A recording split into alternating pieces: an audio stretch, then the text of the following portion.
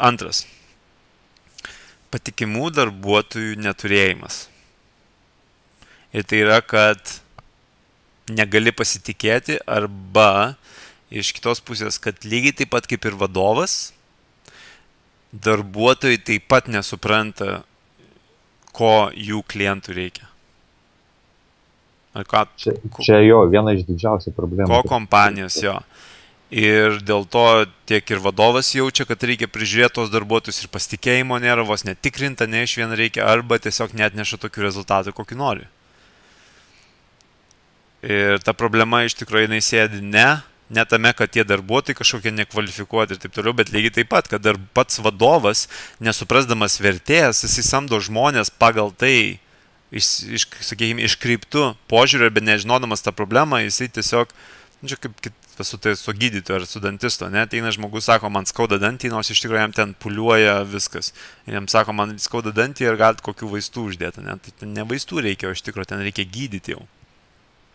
Tai lygiai čia tas pats, kad jeigu nežinai, kur iš tikrųjų problema, ar nežinai, kokia iš tikrųjų ta vertė suteikiama, tada labai paprasta yra suklysti netgi samdant darbuotojus, nes tau galvoji, kad tokio ir tokio darbuotojo reikia pasamdai ir jisai net neša to rezultato visiškai.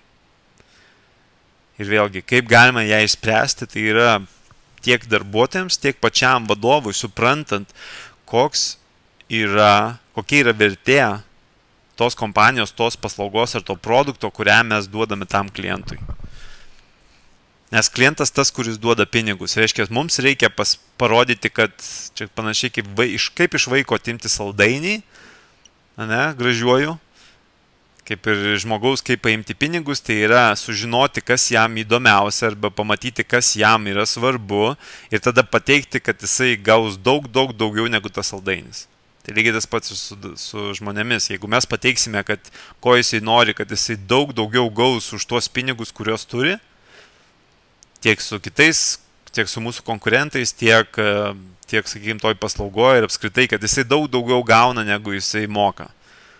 Ir mes, kai tą sukursime, tada jisai labai lengvai atiduos mūsų pinigus.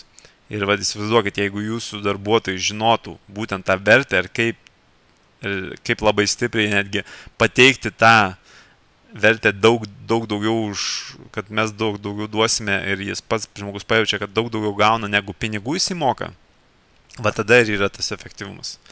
Ar turi gal kažkokių pavyzdžių?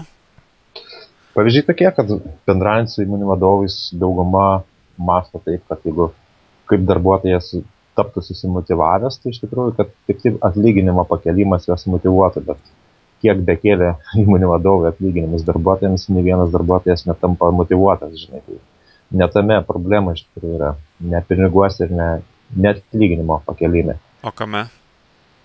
Darbuotojai yra žmonės, kurie taip pat nori būti pastebėti, įsireikšti kažką ir padaryti, žinai, bet jeigu vadovas to nepamato, arba jisai laiko tokį darbuotoją, kuris nieko nenori daryti, tik nori didesnio atlyginimo ir jis bijo jo atleisti to darbuotojo, dėl kad galvoja, kad kito nesuras geresnio darbuotojo, vat ir susidaro ta tokia grandis, ta tokia visa brigada tų darbuotojų, kurie net nekelia tos įmonės vertės arba net nepakelia pardavimo, iš tikrųjų smukdo žemyn. O vadovas to nemato, jis galvoja, kad iš tikrųjų ne toj vietoj tas smukimas vyksta. Ir dar aš manau labai ką reikia paminėti, svarbu, čia lygiai panašiai kaip ir santykiuose būna tarp vyro ir moters. Moteris dažnai jaučiasi neįvertinama ir tada didžiausias nepastenkinimas ir tas zyzimas ir taip toliau išeina. Lygiai taip pat ir kompanijose, kad darbuotojai dažniausiai jaučiasi neįvertinti. Tai, ką jie daro arba kokią vertę atneša ir dėl to visas tas konfliktas kyla. Bet vėlgi grįžtame prie tos pačios temos, kad tas neįvertinimas grįžta iš to, kad mes iš tikrųjų negalime jų įvertinti, nes jie netneša tam tikros naudos. Nes kompanijos, sakykime, vertė arba kompanijos tiesiog nėra to pardavimų tokių ar tų klientų ne tiek, kiek norime. Realiai mes tada darome visus būdus, kad ir reikalaujame iš tų žmonių, kad pakeltų pardavimus, ne, kad pakeltų tuos didėjimus. Mes negalime nei algų kelti, nei kažkaip kitaip, nes nėra tokio efektyvumo, kokio mes norėtume.